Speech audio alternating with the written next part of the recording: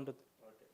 కర్నూలు జిల్లా ఆదోని ఎమ్మెల్యే పార్థసారథి నేనే రాజు నేనే మంత్రి అనే విధంగా వ్యవహరిస్తున్నారంటూ ప్రతిపక్షాలు విమర్శలు చేస్తున్నాయి. మొన్న కర్నూలులో జరిగిన ఒక కార్యక్రమంలో నేను చెప్తే ముఖ్యమంత్రి చెప్పినట్టే, నేను చెప్తే డిప్యూటీ సీఎం పవన్ కళ్యాణ్ చెప్పినట్టు అంటూ ఆయన చేసిన వ్యాఖ్యలు రాజకీయంగా కొంత చర్చకు దారితీస్తున్నాయి. ప్రస్తుతం ఈ అంశాల మీద మనతో మాట్లాడడానికి ఆదోని ఎమ్మెల్యే పార్థసారథి ఉన్నారు. సార్, అంటే ఎందుకు ఆ వ్యాఖ్యలు చేయాల్సి వచ్చింది? నేను చెప్తే ముఖ్యమంత్రి చెప్పినట్టే, నేను చెప్తే ఆవేశంగా పవన్ కళ్యాణ్ ఏ విధంగా చెప్తారో ఆ విధంగా చెప్పినట్టనే మాట ఎందుకు చెప్పాల్సి వచ్చింది? అది కూటమికి సంబంధించినటువంటి కార్యకర్తల సమావేశం. చాలామంది కార్యకర్తలు ఇప్పటికీ బాధతో ఉన్నారు. ఇప్పుడు ఒక సందర్భాన్ని మనం తప్పనిసరిగా గుర్తు చేసుకోవాలి. 2019లో జగన్మోహన్ రెడ్డి గారి ప్రభుత్వం అధికారంలోకి వచ్చిన ఒకే ఒక్క రోజులో అప్పటిదాకా ఉన్నటువంటి రేషన్ డీలర్లని, అప్పటిదాకా చేస్తున్నటువంటి మిడ్ డే మీల్స్ చేస్తున్న వాళ్ళు, అప్పటిదాకా ఉన్నటువంటి ఆర్పీలను అయితేనేమి, లేదా బుక్ కీపర్స్, విలేజ్లో ఉన్న బుక్ కీపర్స్ అయితే, ఇట్లా రకరకాల హోదాల్లో ఉండి పాపం ప్రజలకు సేవ చేస్తున్నటువంటి వాళ్ళందరినీ కూడా రాత్రికి రాత్రి తీసేసి వైఎస్ఆర్సీపీ కార్యకర్తలను దాంట్లో ఎక్కించినారు. అప్పుడు మొత్తుకున్నాం, అది ప్రజాస్వామ్య పద్ధతి కాదండి, ఇది ఇట్లా చేయడం సరైంది కాదు అని నిర్దాక్షిణ్యంగా అప్పుడు ఆఫీసర్లు చేశారు ఆ పని. దాన్ని మేము పదే పదే 5 సంవత్సరాలుగా మేము మీడియాలో చెప్పాము, ఆరోపణ చేశాం. వాళ్ళకి ఎవరికి అర్హతలు కూడా లేవు. పోనీ వాళ్ళు ఏమైనా ప్రాపర్గా వచ్చారా అంటే వాళ్ళు ఎవరికి కూడా అర్హతలు లేకపోయినప్పటికీ కూడా మీరైనా చూశారు, ఎవరో డ్రైవర్లని, ప్యూన్లని వాళ్ళకు కూడా ఆఫీసర్ జీతాలు ఇచ్చి ఇక్కడ పెట్టుకోను ఫైబర్ నెట్లో మనం చూసాం, స్పష్టంగా చెప్పారు జీవిరెడ్డి గారు.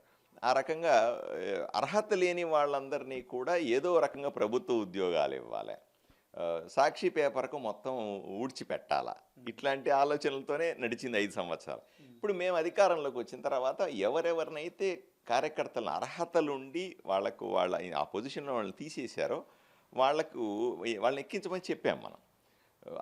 ఎందుకు దానికి రీజనబుల్ డాక్యుమెంటేషన్ కూడా ఇచ్చాం ఆఫీసర్లందరికీ కూడా. ఆఫీసర్లు కూడా సాటిస్ఫై అయినా, కరెక్ట్ సార్ ఇది జరిగింది వాస్తవం, ఎందుకంటే డాక్యుమెంటెడ్, అది అన్డాక్యుమెంటెడ్ ఏమి కాదు. కార్యకర్తలు పదే పదే అడుగుతూ ఉన్నారు, సార్ అధికారంలోకి వచ్చాము, 1 నెల అయింది, బాగానే ఉంటుంది, 6 నెలలు అయిన తర్వాత కూడా ఇంకా వేచి చూడడం ఏమిటి, ఇంకా మాకు న్యాయం జరగకపోవడం ఏమిటి అని ఆవేదన వెళ్ళిపోతుంటారు. వాళ్ళకి మనోధైర్యాన్ని కూడా నింపాల్సిన అవసరం ఉంది.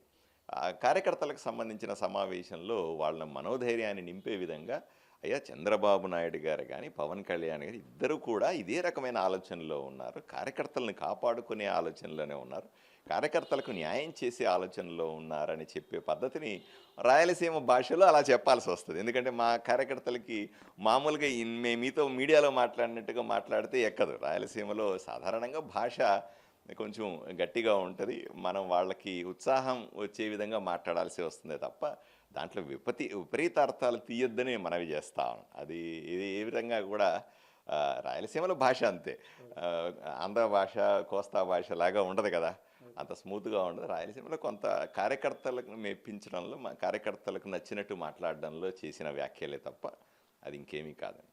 అంటే మీరు చేశారు, వ్యాఖ్యలు చేసిన వెంటనే మీ కార్యకర్తలు లేకపోతే మీ నియోజకవర్గానికి సంబంధించిన కొంతమంది వెళ్ళి కొన్ని రేషన్ షాపులకి తాళాలు వేయడం లాంటి సిచ్యువేషన్స్ కూడా జరిగాయి కదా? అది ఎగ్జాగరేషన్. అంటే ఎవరు పోయి తాళాలు వేయలే, అక్కడ ఊరికి వేసినట్టుగా అది ఒక క్రియేషన్ అంతే తప్ప నిజంగానే మనం చెప్పంగానే పోయి అసాంఘిక పద్ధతుల్లో నేను లా ఒబేడింగ్ పర్సనల్ని, ఒక డాక్టర్ని, ఒక ఎమ్మెల్యేగా ఉన్నాను, క్రమశిక్షణ కలిగిన బీజేపీ కార్యకర్తని, ఎప్పుడు కూడా చట్టాన్ని చేతిలోకి తీసుకోవాలని ఎప్పుడు అనుకోం, అట్లాంటి ఆలోచన కూడా రాదు నాకు. బట్ ఏంటి మనం చెప్పిన వెంటనే జనాలు అంటే అబ్బా కనీసం సంతృప్తి, అరే ప్రభుత్వం మన గురించి ఆలోచన చేస్తుంది, అన్యాయమైనటువంటి కూటమి కార్యకర్తల గురించి ప్రభుత్వం ఆలోచన చేస్తుందనే విధానాన్ని చెప్పినాను. దాని వెంటనే వీళ్ళు పోయి తాళాలు వేసారు అది ఇది అని అది ఫ్లేరప్ చేశారు అంతే తప్ప అది నిజం కాదు, అటువంటిది ఏం జరగలేదండి. అంటే బాహుబలిలో ఒక డైలాగ్ ఉంటుంది, నా మాటే శాసనం అని ఒక మాట చెప్తూ ఉంటారు. అయితే ఇక్కడ మీరు నిన్న కూడా ఒక మాట అన్నారు, లెటర్లు అవసరం లేదు, ఏం అవసరం లేదు, నా మాటే చాలు, నా మాట నేను చెప్తే జరగాల్సిందని కామెంట్ కూడా చేశారు. అంటే ఇప్పుడు సాధారణంగా ఎక్కడికి పోయినా సరే, ఇప్పుడు ఒకరు అన్యాయం అయిపోయి ఉంటారు, అతను వెళ్తాడు, అయ్యా నాకు అన్యాయం నువ్వు లెటర్ తెచ్చుకో అంటారు. ఎవరు లెటర్ తెచ్చుకోవాలి కదా, ఈ ప్రాసెస్ అంతా కూడా నెల పట్టొచ్చు, 2 నెలలు, 6 నెలల తర్వాత కూడా ఇదే ప్రాసెస్ అంటే కార్యకర్త నలిగిపోతాడు కదా, కార్యకర్త అపార్థం చేసుకుంటాడు కదా. ఇంకా 6 నెలల తర్వాత కూడా వైసీపీ కార్యకర్తలే ఇంకా అక్కడ కూర్చొని ఉన్నారు అనధికారికంగా అని అంటే బాధేస్తుంది కదా. వాళ్ళకి కొంత స్వాంతన ఇవ్వాల్సిందే అవసరం ఉంది కదా. అప్పుడు కొంచెం గట్టిగా చెప్తాం, అయ్యా మేము ఉన్నా, నేను చెప్తే మీకు చెప్పినట్టే మనోభావాన్ని వాళ్ళకు మనోధైర్యాన్ని ఇవ్వడం. అది ఏం కాదబ్బా ఎమ్మెల్యే ఉన్నాడు, ఏం కాదబ్బా ముఖ్యమంత్రి ఉన్నాడు, ఏమి కాదబ్బా పవన్ కళ్యాణ్ గారు ఆవేశంగా ఉన్నారు. ఈ మాటల్ని మీడియాలో చెప్పడం వేరే, బహిరంగ సభలో చెప్పడం వేరే. అంతే, ఆ యాస అంతే తప్ప, యాసలో వచ్చిన మార్పే తప్ప భావన ఒకటే. మీకు మీడియాలో చెప్పిన అదే భావన, అక్కడ చెప్పిన ఒకటే భావన. కార్యకర్తలకు నేను అండగా ఉన్నాను అనే ఒకటే మాటని ఎన్ని రకాలుగానే చెప్పచ్చు. అంటే అక్కడ 2 సార్లు ఎమ్మెల్యే గెలిచినటువంటి సాయిప్రసాద్ రెడ్డి కొంత 3 సార్లు 2004, 2014, 19 కొంత ఫ్యాక్షన్ బ్యాక్గ్రౌండ్ ఇదంతా ఉంటుంది కాబట్టి మీరు కూడా ఆ స్టైల్లోకి వెళ్ళి అక్కడ ఎమ్మెల్యేగా చేయాలనుకుంటున్నారు. నాకు అసలు ఫ్యాక్షన్ ఎంకరేజ్ చేయాలని కానీ నేను అదే మీటింగ్లో మీరు కంటిన్యూయేషన్ చూసి అది చిన్న బిట్టు మాత్రమే, తర్వాత కంటిన్యూషన్ కూడా చెప్పాను. ఎట్టి పరిస్థితుల్లో కార్యకర్తలు ఆవేశపడి ఎమోషన్ బాధ ఇంకా మనసులో ఉంది కాబట్టి ఎమోషన్కి వెళ్ళి హింసకి వెళ్ళొద్దు. గూండాయిజం, రౌడీయిజం, ఫ్యాక్షన్ వీటికన్నింటికి నేను బద్ధ వ్యతిరేకిని. అలా చేయడానికి అవసరం లేదు. మన ప్రభుత్వం ఉంది, అధికారం ఉంది, తప్పనిసరిగా న్యాయం జరుగుతుంది అర్హులైన ఎవరికనే స్పష్టంగా చెప్పాను. సో అంటే కొంత గట్టిగా చెప్పినంత మాత్రం నేను ఫ్యాక్షన్ ఎంకరేజ్ చేస్తాను, రౌడీజాన్ని ఎంకరేజ్ చేస్తాను, గూండాయిజం అసలు సమస్య లేదు. మా జిల్లాలో అందరికీ తెలుసు, ఎవరిని స్పేర్ చేసే ప్రశ్నలు హింసను మా పర్టికులర్గా రాజకీయ హింసను ఏమాత్రం ఉపేక్షించని ఎమ్మెల్యే డాక్టర్ పార్థసారథి అని నాకు పేరు కూడా ఉంది. కాబట్టి ఎట్టి పరిస్థితుల్లో కూడా కానీ చెప్పేటప్పుడు గట్టిగానే చెప్పాలా. గట్టిగా ఇప్పుడు ఎదుటి పార్టీలో ఉన్నటువంటి ఎమ్మెల్యే నా ఎదురుగా ఉన్నటువంటి సాయిప్రసాద్ రెడ్డి దుర్మార్గుడు, రౌడీ.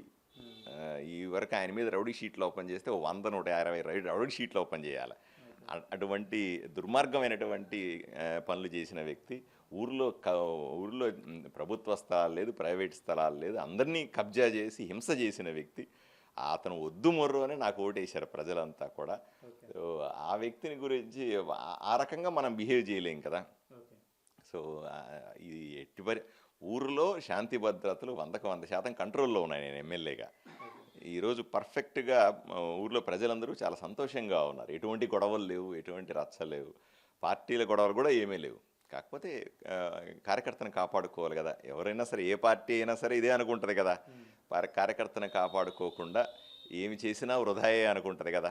అందువల్ల నేను కార్యకర్తల వైపునే ఉంటాను. అంటే నిజంగా జనరల్గా మీ దగ్గరే కాదు, మీ నియోజకవర్గం కాదు, చాలా నియోజకవర్గాల్లో కార్యకర్తలు గవర్నమెంట్ వచ్చినా ఇంకా సంతృప్తిగా లేరు. గత వైసీపీలోనే కొంత మెరుగ్గా ఉంది, ఇప్పుడు మన గవర్నమెంట్ వచ్చినా మన పరిస్థితి బాగాలేదని ఒక ఒపీనియన్ వినబడుతుంది. ఇది కొన్ని చోట్ల నేను కూడా విన్నాను. అంటే వినడం అంటే కొన్ని చోట్ల ఇబ్బంది ఉంటుంది సాధారణంగానే. ఎందుకంటే ఆఫీసర్లకు పరిమితులు ఉంటాయి. ఆఫీసర్లు ఇంతకుముందు జగన్మోహన్ రెడ్డి ప్రభుత్వంలో ఏమంటే అసలు ఆఫీసర్ని అసలు ఎంట్రీ కూడా పట్టించుకునేవాళ్ళు కాదు. వాళ్ళు రాత్రికి మార్చేయవయా అంటే ఇంక మార్చేయడమే తప్ప ఇంకేమీ లేదు. ఇంక రెండో మాట మాట్లాడలేదు. అలా మార్చారు కూడా అందరినీ కూడా.